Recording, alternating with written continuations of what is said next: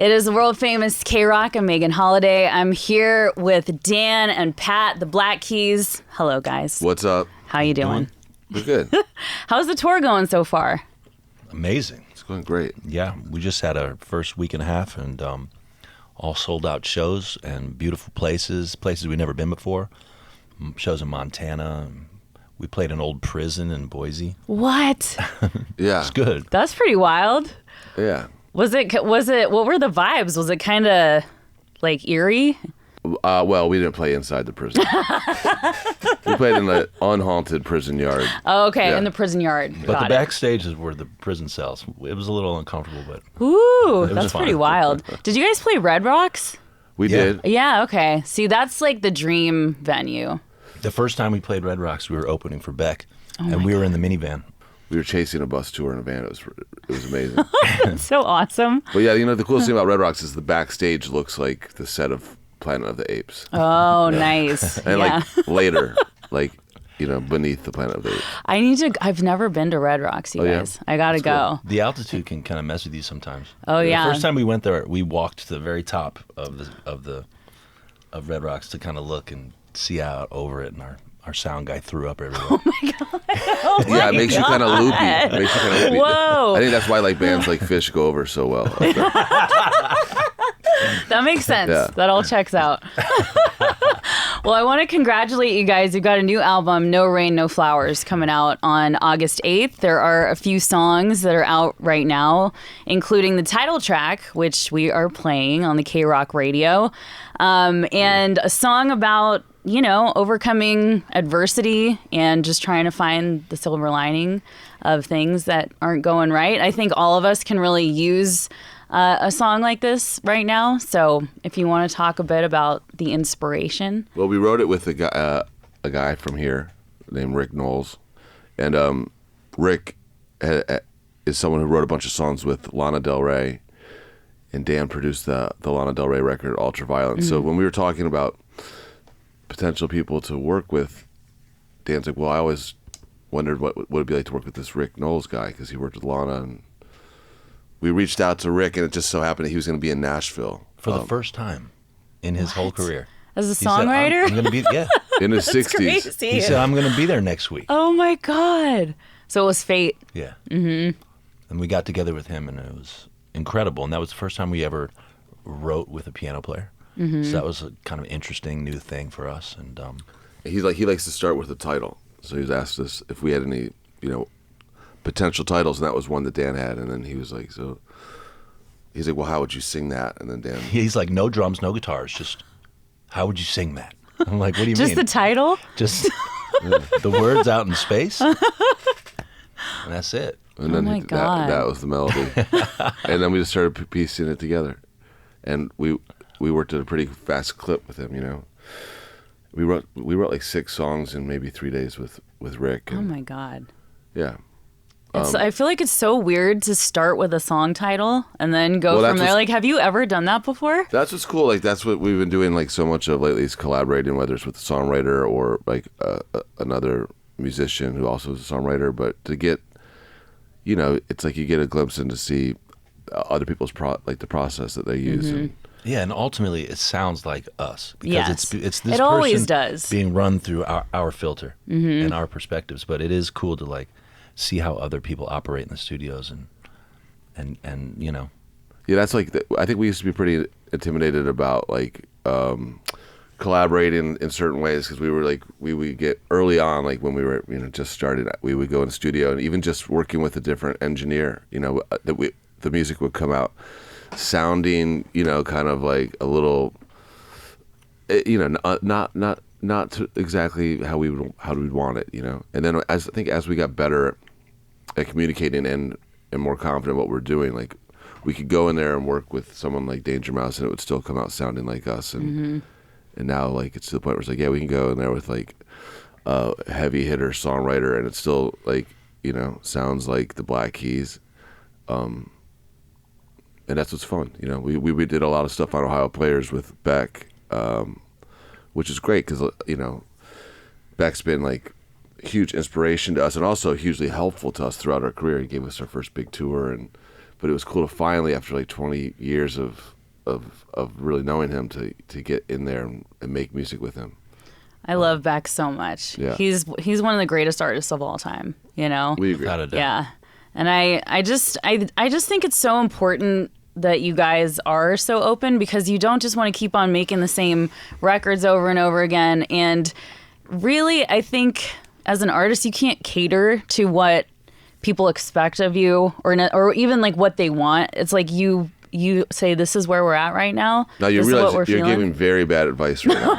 But Because it's true. we realize that we've made our job a lot harder for ourselves. Because like when we finally, after 6 albums, had a hit record with Brothers, we instantly went and made a record that sounded nothing like it after that. And then when that was like a hit, we made a record that sounded nothing like either one. And it's more interesting for us, but I think it's harder to like, you know, like AC/DC kind of taking a similar path for their whole career. You know, I think they're playing stadiums, and our last tour got canceled. So, you know. But wouldn't you feel like you were selling yourself short? Like Not it if you wasn't. do- I mean, we just have very diverse tastes in music. You know what I Yeah. mean? So that's the reason why we do it. Like Dan right now is like into a lot of like cumbia, Latin stuff, and we'll listen to a lot of rap, and we'll listen to, you know, psychedelic rock, blues rock, punk rock, indie rock. I mean, it's kind of all over the map. And so at any point we get in the studio, like you're hearing like a combination of what both of us seem to be into at one time. And it changes. It's like, that's what we've noticed. If we go in the studio, like if we went in the studio this year in the spring and then we went in the fall, we would make two completely different albums, you know? Well, So and we should have just stayed in the studio while we made El Camino forever. And we might have been able to like just, we'd be playing stadiums too. you would be. That album is perfect in its entirety. I cannot lie. For me, it's El Camino, and I love Rubber Factory as well. That's one of my favorites.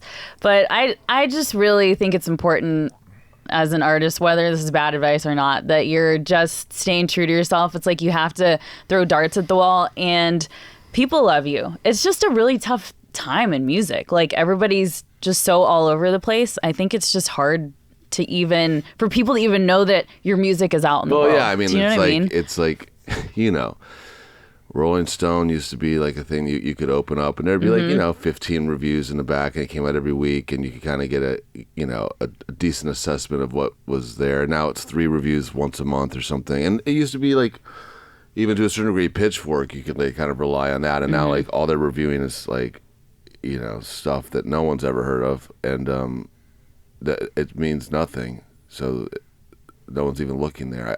So all you really had when we were kids was in Akron. You had Rolling Stone, but you really had the record store clerk, and you had your friend's older brothers or sisters. And like our friend's older sister, she was the one that was hipping us to all kinds of stuff. She worked at the record store. She was like just the quintessential like cool, you know, high school chick when we were in a middle school, and she introduced us to like dub music, and it was, you know, like we had this kind of secret knowledge where we, you know, when we going into the record store, we knew how to talk to like the older clerks and get hip to what was cool. You know what I mean? And so, but yeah, now I don't even think you don't have that, you know? Yeah. And also, if I walk in a record store like this, I mean, the clerk will try to clown me, and I'm like, wait a second, bro, let me sun you for a second.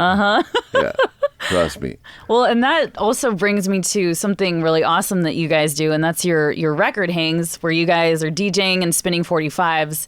And I read that, you know, it's sort of been a big influence on this album, you guys doing those record hangs. Huge. Yeah? Yeah, absolutely. I mean, you know, first of all, there's like a healthy competition that starts to happen when we start to spin records together and DJ together. We're just trying to find the fresh record that neither one of us has heard. You know what I mean? And then it's like, you know, constantly searching for these records. It's just like we're finding inspiration every week. You know what I mean? If we look, we can find something incredible that we've never heard. Almost every day. It's crazy how much music is still out there. It really is insane. Do you guys just pop into like... Taking advantage of being on tour and going to record shops. Yeah, that's what I was wondering. Yeah, go to Mexico City, go to little record shops, and go to get Psych records in London and stuff like that. It's just like we really get to kind of take advantage of being on the road. Well, Southern California is a great place to be a record collector. But I mean, there's nothing more informative than playing a record in front of a crowd of people. Yeah. To figure out what works and what doesn't. Do you know what I mean? Oh, for sure. And so we've just been doing that almost every other week, you know, something like that. And it's like, it really has informed us.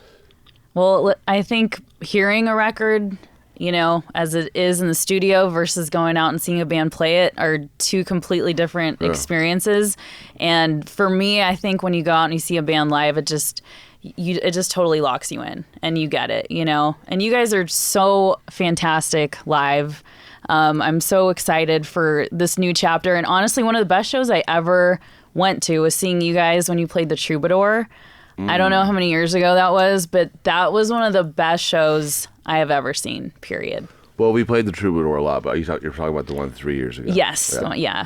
Well, because that's right, because we had another record came out recently, Dropout Boogie. I think we've put out 5 records in 6 years. Okay. Yeah. Oh my God. That's crazy. Which is like the same clip that we were at when we first started. Yeah. And people might know about that if there was like a music magazine that would write about music. Right? But that doesn't exist.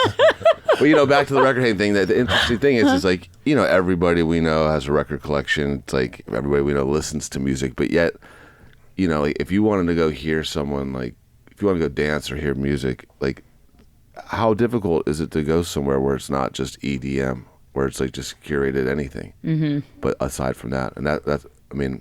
Maybe in LA it's easy, but it's not that. It's still not that easy. Yeah, it's not. I mean, we've all been to LA. Like you'll see it once or twice a week. A couple clubs will do it, but it's in Nashville, around the world. It's like it just seems like something that should be happening a lot more than it does.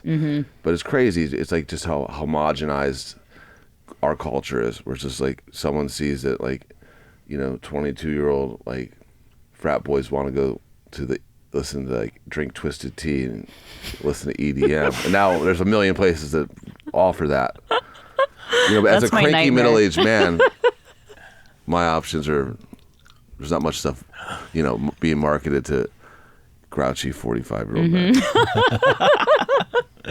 It definitely is getting more and more strange for me as I get older, and I'm like, what's going on? I don't even know. Like, I'll look at a lineup, I'm like, I don't know anyone on this lineup. It's just really a weird time. So yeah, I find myself just watching old episodes of Unsolved Mysteries on YouTube. Yes. That's less weird than trying to figure out what's happening now. Maybe that's what I should be doing. Yeah, to try to get it together. I'm just gonna ask you a dumb question. If you could choose to leave only one Black Keys record for humanity, which one would you choose? Wow. I mean, you only have, 13 now? One for all. One whole album. One album for all of humanity. You can only pick one to leave behind. I think we'd be leaving Brothers in there. Yeah. Absolutely.